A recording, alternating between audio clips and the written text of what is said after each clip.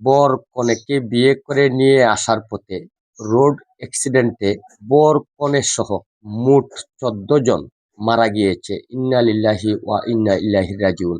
সুপ্রিয় দর্শক, এমন একটি ভয়ঙ্কর ঘটনা ঘটেছে খুলনা বাগেরহাট মহাসড়কে রামপালে। আপনারা ভিডিওর স্ক্রিনে দেখতে পাচ্ছেন একটি মেয়ের ছবি দেখে যাচ্ছে।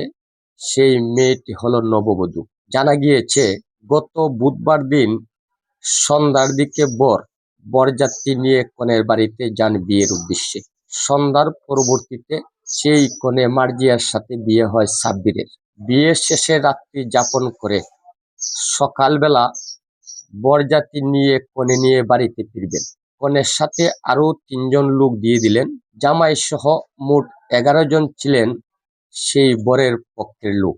মোট 15 জন লোক বৃহস্পতিবার দিন সকালে একটি হাইয়েস গাড়ি করে খুলনা বাগেরহাট মহাসড়কের রামপালে আসলে অপর পক্ষের একটি বাসের সাথে ধাক্কা লেগে উপস্থিত মুহূর্তে 4 জন মারা যায়।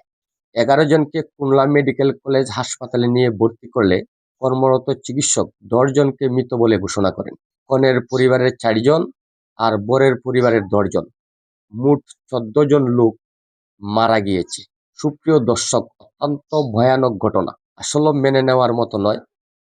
সেই পরিবারের কান্নায় যেন আজ আকাশ বাতাস ভারী হয়ে যাচ্ছে। পুরো এলাকা জুড়ে নিস্তব্ধ হয়ে গিয়েছে।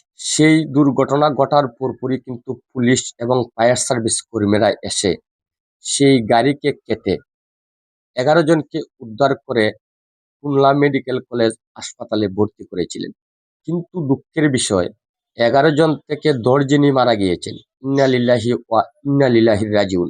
সুপ্রিয় দর্শক, আসলে কি বলবো, বলার কোনো ভাষা নেই। একটা কথাই বলতে পারি, আল্লাহ রাব্বুল আলামিন যেন সেই দুর্ঘটনায় যারা মারা গিয়েছেন তাদেরকে যেন জান্নাতুল ফেরদাউস নসিব করেন। আর পরিবার বলতে তো কোনো কিছু নেই। বরের পক্ষের পরিবারের বলতে গেলে সবাই মারা গিয়েছেন, আর কনের পক্ষের পরিবারের কনে সহ মোট 4 জন মারা গিয়েছে।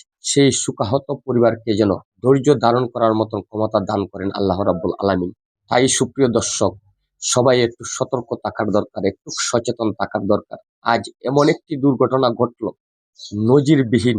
একটি হাইয়েস গাড়িতে যা লোক ছিল সবই কিন্তু মারা গিয়েছে। ভবিষ্যতে যেন আর না হয়, আমরা যেন একটু সচেতন ভাবে চলাফেরা করি। যারা গাড়ি চালক রয়েছেন তারা যেন একটু সতর্ক হন। আজ একটু অসচেতনতার কারণে 14টি জীবন চলে গিয়েছে আমাদের মাঝ থেকে। যারা চলে গিয়েছে তারা আর কোনোদিনও আসবে না। তাই সুপ্রিয় দর্শক, সকলে তাদের জন্য দোয়া করবেন, তাদেরকে যেন আল্লাহ রাব্বুল আলামিন জান্নাতুল ফেরদাউস নসিব করেন। ওই কথাটি বলে আমি আমার ভিডিও থেকে এখানে বিদায় নিচ্ছি। সকলে ভালো থাকুন, সুস্থ থাকুন। আসসালামু আলাইকুম।